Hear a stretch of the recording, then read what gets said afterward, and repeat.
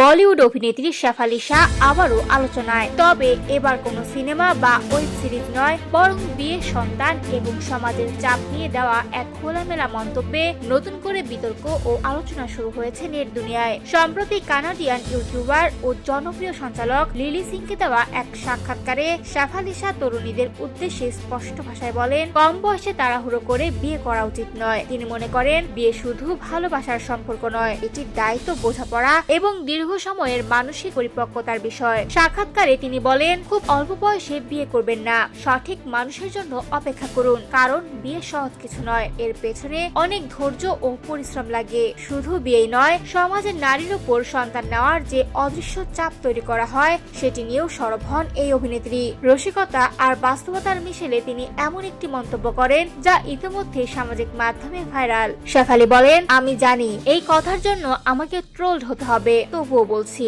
বাচ্চা নেওয়ার চেয়ে কুকুর পোষা অনেক ভালো, কারণ কুকুরই একমাত্র প্রাণী যারা মানুষকে নিঃশর্ত ভালোবাসা দেয়। তার এই মন্তব্যে কেউ সমর্থন জানাচ্ছেন, আবার কেউ সমালোচনা করছেন। তবে বরাবরের মতোই নিজের মতামত স্পষ্টভাবে তুলে ধরেছেন শেফালি শাহ। ব্যক্তিগত জীবনেও সম্পর্কের নানা চড়াই উতরাই পার করেছেন এই অভিনেত্রী। প্রথমে অভিনেতা হর্ষ ছায়ার সঙ্গে বিবাহ বন্ধনে আবদ্ধ হলেও 4 বছর পর তাদের বিচ্ছেদ হয়। পরে 2000 সালে নির্মাতা বিপুল অমৃতলাল শাহকে বিয়ে করেন তিনি। বর্তমানে 2 সন্তান এবং প্রিয় পোষা কুকুরদের নিয়েই তার সুখের সংসার।